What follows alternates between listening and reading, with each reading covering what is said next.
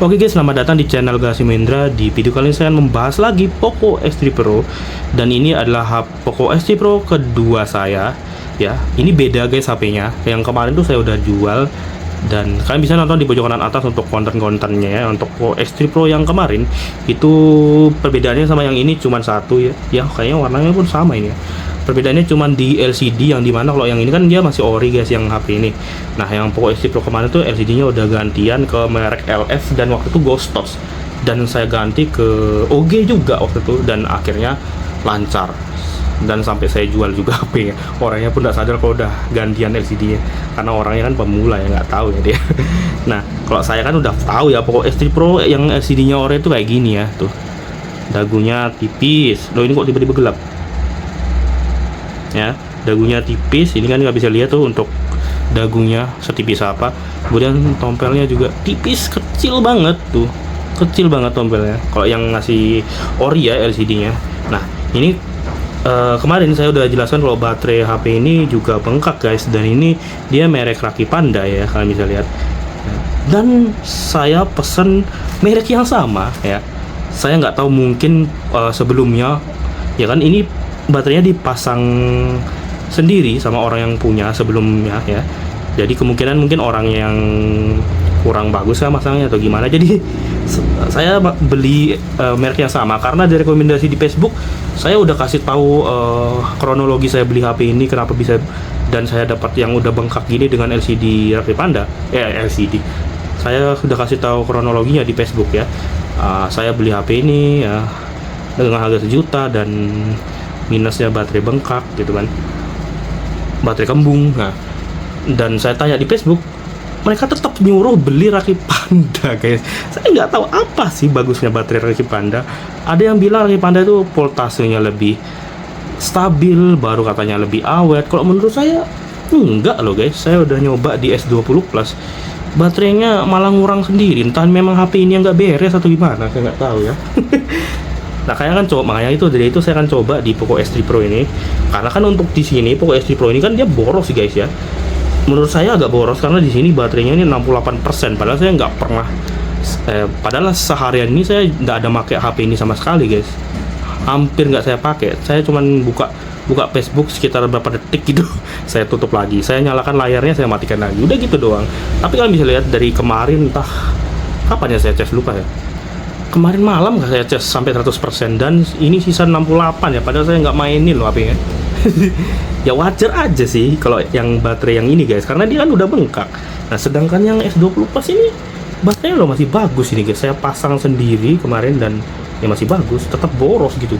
Memang HP-nya ini yang nggak beres. Dan ya ini lagi di sini saya akan coba unboxing baterai barunya lagi ini ya. Saya pesan online lagi, dan mudah-mudahan aman ya baterainya guys ya.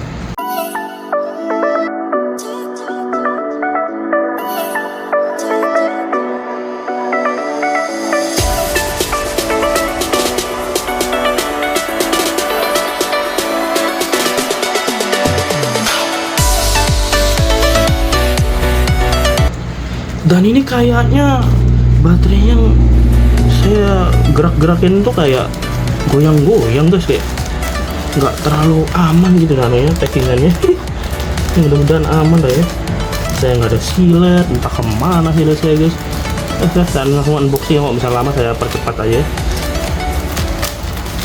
Dan saya di video kali ini juga bukan cuma unboxing, saya juga akan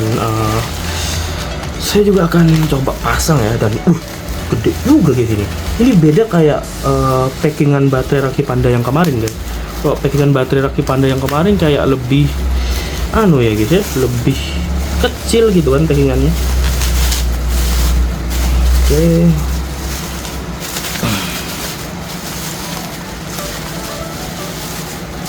Oke ya, ini lebih besar ya guys ya tempatnya, dan baterainya juga lebih besar tuh. Dan ini ada kitabnya. Kelihatan enggak nih? Nah tuh ya, baterai Rakit Panda 165.000, tapi saya dapat di harga 150 sama ongkir. Saya nggak tahu kenapa bisa murah, mungkin diskon kali ya. Nih saya di Shopee saya cuma bayar 152 kalau nggak salah. tapi di sini 165, mungkin diskon kah atau bagaimana ya. Seperti ini baterainya, coba saya buka. Ini gede ya baterainya, beda kayak yang Samsung kemarin, makanya kenapa tempatnya juga gede ya, karena baterainya juga gede sih. Ini cara bukanya gimana ya? Sorry guys, kok frame-nya nggak terlalu begitu kelihatan, saya nggak tahu kenapa. Soalnya saya beli tripod, cuman kayak nggak beres tripod. Ini bingung lah bukanya gimana ini guys. Oh ini gasak aja kali ya, kita buka langsung, kita kelentein sembarang aja pokoknya, kayak yang video unboxing baterai yang kemarin. Oke. Iya, lebih tipis sih coy. Tuh, Rakit Panda ini baterainya lebih tipis loh ketimbang sama yang ori. Apa memang saya udah biasa lihat baterai Rakit Panda yang ini guys? Ini Rakit Panda yang ini. Kok jauh ya guys ya? Tuh, ketebalannya. Sama loh baterainya. Nah, tuh. Sama. Berarti ngeri ya, bengkak guys. Berarti bengkaknya memang bener-bener parah ini ya. Saya agak jauhkan ya, nanti siapa tahu dia ketularan penyakitnya karena berdekatan sama baterai yang baru. Bisa jauhin baterai yang baru ya. Nah ini saya bongkar aja dulu api ini guys. Aduh, bentar guys, saya taruh di kasur. Bingung saya mau taruh mana di baterai. Taruh meja aja. Oke, ini saya coba bongkar. Mata di obengnya lah. Oke, ini taruh ginian lah. Bahaya ya, kok nggak kasih tatakan. Saya akan coba bongkar guys apinya.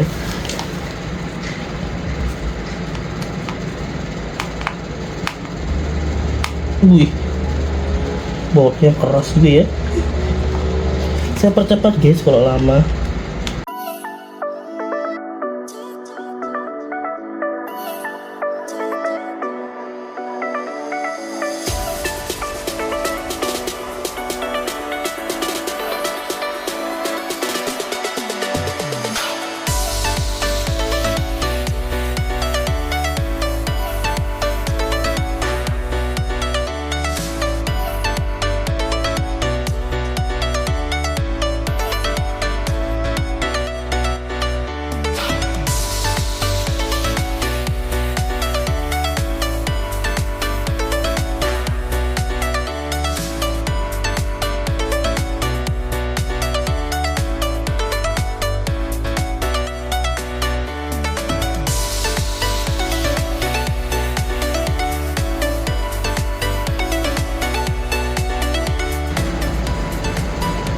Oke, udah semua guys. Saya akan coba congkel ininya.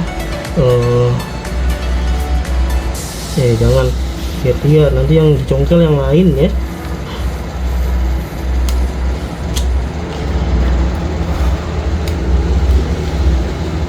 Oh ini dilem juga ya, covernya ini sama orangnya.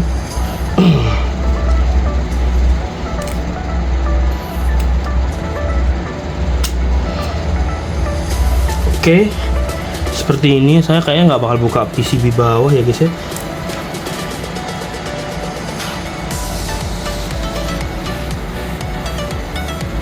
Saya akan cabut konektor baterai, kemudian konektor fingerprint, kemudian PCB bawah. Kayak ada korosi ini guys. Wih, ngerinya kok nempel gini ya anunya guys, PCB nya. Nah ini saya akan coba angkat baterainya. Cuman ini cara ngangkatnya gimana, BTW saya nggak ada card ID card ya. Oke, saya akan coba buka pakai card reader lah. Card reader ya. Aduh. Astaga, ada dilem sama orangnya. Oke lah, nggak apa-apa. Saya nggak bakal ngelem juga sih. Oke, ini kita akan pasang baterai barunya. Ini apa ada masalah kah guys, makanya dia bengkak? Saya takutnya nanti dia bengkak lagi guys, karena ada sesuatu yang nggak beres. Oh, udah dilem goyang-goyang, kayaknya kebentur guys. Tuh kalian bisa lihat tuh, ini dia nggak terlalu pas baterainya, jadi pas HB-nya dia goyang. Ini saya kasih lem aja kali ya, atau double tip. Saya nggak ada double tip, masa pakai lem LCD. Bentar, saya kayaknya punya ini kertas stiker, tapi kayaknya nggak bisa dah. Pakai apa ya guys ya? Baterainya ini biar agak tahan, saya nggak punya double tip soalnya ini. Aduh, pantesan bengkak, orang nggak dilem ini. Maksud saya itu kalau misalnya dilem, ya kan? Kalau nggak dilem, ini baterainya ini goyang guys di dalam nih. Itu yang buat baterainya goyang dan terbentur, akhirnya bocor. Nah, kayaknya ya. Nah, loh, gimana ini? Ntar saya cari double tip atau apa ya, ntar. Oke guys, jadi karena baterai ini kurang pas ya guys ke framenya ini, jadi kayak baterai Rakipana ini agak kecil ya dibandingkan sama baterai orinya. Jadi di sini di tempatnya pun ini dia terlalu kecil tuh, jadi akhirnya dia goyang guys.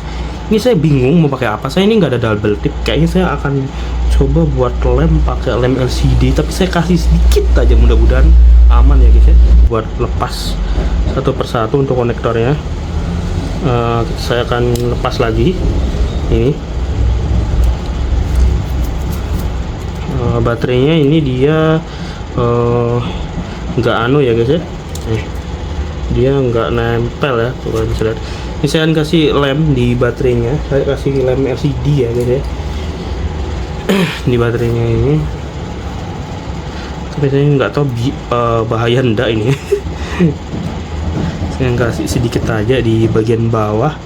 Dia kayak di sudut-sudut tak seperti ini ya, kayak kita kasih di sini. Ntar ini lemnya kok kayaknya kering. Oh ya, ini saya nggak tahu aman dah ya baterai dikasih lem LCD. Baru di sini sama di sini ya.